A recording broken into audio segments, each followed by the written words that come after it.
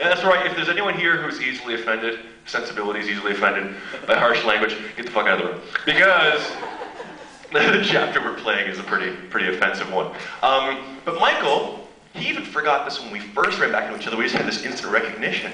But the first time we met was when we worked together on Kesset.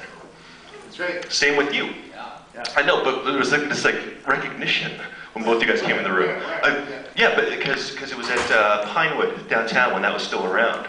And Kessin, if you do not know, and all of you are fans of Asian history as well as just the art form of anime or manga. EA licensed a game from Kirby in Japan, one of the huge feudal warfare sims like Romance of the Three Kingdoms or what have you. And it was one of the first games to come out on PS2. And it was this historically relatively accurate, except for the massive wonky headgear.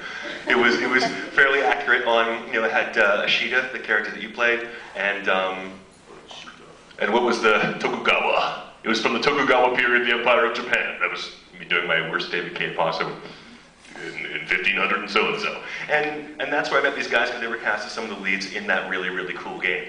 We had to translate 10,000 lines of dialogue and then rewrite them in the style of Akira Kurosawa's Ran, so it felt kind of epic and Shakespearean. It was very cool. Well then, fast forward, what year was that? That was 2000. Fast forward, 4 years. It was 2000. I know, you had long hair. Longer-ish hair. You were going out? They were dating. It was cool. It was we had every damn Dobson was actually working on Kessin. Yeah. So it was. And we actually played. I think we were brothers. You played brothers in the actual series itself. It was every Dobson. It was like Sleepy, Happy, Grumpy, Dopey, Sneezy, Bashful, and Doc Dobson. We're all involved. It's just too easy. I only remember that from an old Burger King commercial where they turned it into a song, Sleepy, Happy, Grumpy, Dopey, Sneezy, Bashful, Doc, and that's the only way I can remember all of these 7 doors. That is so awesome. Okay, it was really tangential, but right now I'm dying for lack of video. So you came in the room, your agent said, hey, we finally got our union papers, we're allowed to bring union actors to audition for Broken Saints because we were poor. We had to convince them that it's okay, we'll give them something, spleens, pets, something to get these guys involved in this. And so first we'll go with this old story. Mr. Dobson, you came in the room. When I read the script for this, I know it sounds so redundant for anybody that's heard this before, but I looked at it and I went, wow, as an actor, how often you get to, didn't you think the same thing? Like, how often you get to get your teeth into something like that, that was just really was powerful and passionate and something you get really, get your teeth into is really challenging as an actor. And so I really went in with the attitude, I was like, I don't care if they have any money to pay me or not. I really want to play Oran. So it was just, I don't know. My audition piece was the piece when Oran's in the desert and he's driving and he's having all these thoughts going through his mind and he's trying to figure out where his faith lies and he feels that his God has kind of forsaken him and he's thinking about his father and he's thinking what his father would want him to do and it was just a really powerful scene. And actually, I really didn't, I didn't approach it as all of us do, I guess. We never approach it for, a character as to, what would they sound like or anything like that. It's always, who are they? What's going on with them? Where does their energy sit? And it was just strange because I really had no idea how Oran was going to sound until I arrived there. And it just worked out so perfect because when I walked into the room, it was all dark. Remember that? It was just basically a light over the script stand. And it couldn't have been any more perfect for the feel of this show. Like you walked in and it just kind of drew you in. And I'm meeting Brooke and Kim and all the people with Broken Saints. They were just, I don't know, they just great facilitators. When you got there, they were like, hey, how you doing? And really excited to meet you. And it was a whole completely different process. Because a lot of times auditions can be very clinical when you go in, it's kind of just get in, get out, you got 10 minutes and away we go. But this was what can we do to facilitate the process here? We want you to do your best stuff. And as soon as I realized that, it was amazing because I was frantically getting there. I didn't know where AI was and all that stuff. And eventually I'm barking and I was rushing it. But then it was always no, chill. It's okay. It's okay. Just relax. What do you need? Do you want us to get you some juice? And I'm going, wow. these people are amazing. Like, they actually really care and understand what the process is for an actor, like, when you walk in. And so I got this time to prep and look at it.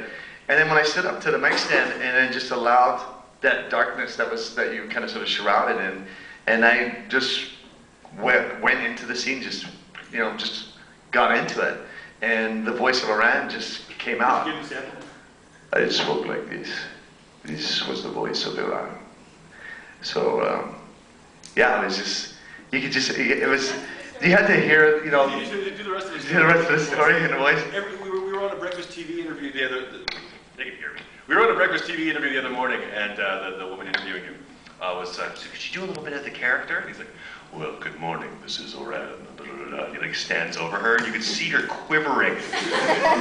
She was just, and back to you. Iran is just so talented. Like, he's got all this turmoil and everything else, but his energy, because he's a trained soldier, he's a mercenary, and he knows how to be in these situations, and he just has this presence, like, that character just commands that. And so every time when I go in, you know what an amazing thing, I don't think I ever told Kirby about this, but on my first day of record, when I got cast as Iran, and I went in on my first day, it was Kirby's character that I had the scene with.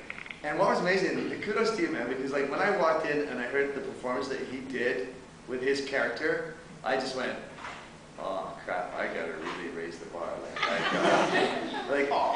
Every actor was like that with each other too. It was amazing. I realized that what level we were at performance-wise, and it's because you're just not used to that. You're not used to working with directors who want that from you and allow you to go to that place and allow you the time to kind of just culminate all that together and be centered and be focused and allow yourself to actually do what we do, Michael's being really, really nice. I was a dick.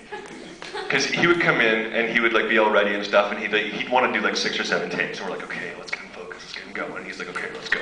And this is the thing. A lot of voice actors come in, they sit down, they just try to, get it all from here up. Others, they get playful and they goof around. And all of you guys, I was saying this to Michael yesterday, every one of you comes in and does a warm-up voice, usually something akin to Professor Frink from The Simpsons. Like almost every single guy who came in, even some of the girls were like, okay, Professor Frink, it makes you laugh, makes you think, and they all like doing this thing.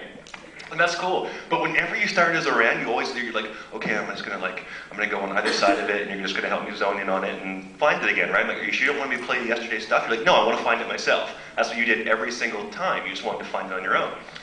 You'd always start somewhere a little closer to Rocky Balboa. I forgot about that. A little bit Balboa. Hey, and did you find a cable? Can we cheer? Can we cheer? Because every day.